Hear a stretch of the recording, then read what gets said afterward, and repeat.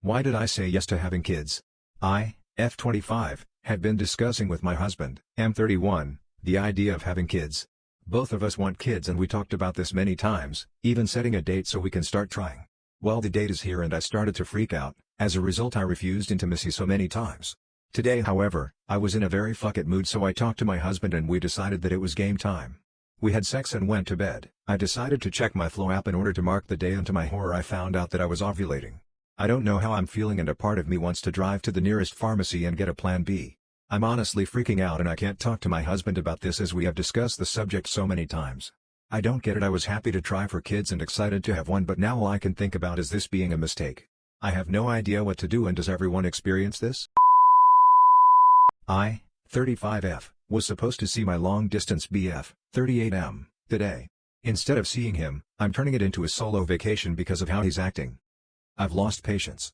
I've had the airfare booked for weeks and it would have been our last weekend before he goes out of the country for work, for 6 weeks. He never comes to see me. Always says he has to work. When I fly to him, I'm paying for the airfare plus a dog sitter to board my dog for 3 to 4 days. I usually spend $1,000 to $1,500 on just the flights and dog sitter.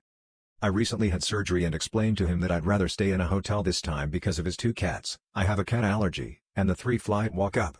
He quickly said he couldn't afford a hotel. I never asked him to pay. Here's what bothers me: he has a very high-paying career. I know for a fact he makes 2x as much as me, and I never ask for anything towards the airfare.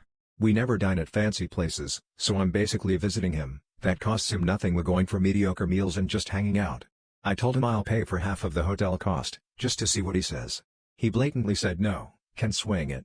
He's close to 40 and claims he wants to settle down, have a family, etc., but something isn't adding up. So I decided to take the flight and get my own hotel room. Told him I'm done. I'm now laying by the pool drinking a mimosa and I feel good. My last 3 girlfriends have all cheated on me. This last one was with my best friend. I'm upset at her for cheating and it hurts, but the worst part is losing my best friend. He was my shoulder to cry on through the first 2 cheatings. I just don't understand how he could do this to me. He and I had been friends for 15 years, but apparently that wasn't worth as much as some easy sex with my ex. I don't think I'll ever be able to trust or love again. It was hard enough getting over it the first 2 times, but this time I give up. I'll find happiness being single and just enjoy my life alone. I called 911 on a mother beating her child. I was just trying to disassemble my wheelchair to put it in my car. All of a sudden I heard a woman screaming, and a kid begging for mercy while sobbing. I'm not going to go in much detail, but I've been that kid. There was an off-duty cop who I flagged down, and I asked him what to do. He told me to call it in. The dispatcher asked if I could get a license plate on the car, so I did. That when the mother noticed, and started screaming at me. Luckily, I was, somehow, able to stay calm. I hope that mother gets her kid taken away forever. I've been that kid, and it hurts like hell. Just slept with a guy with a small thing. I just lost my V card.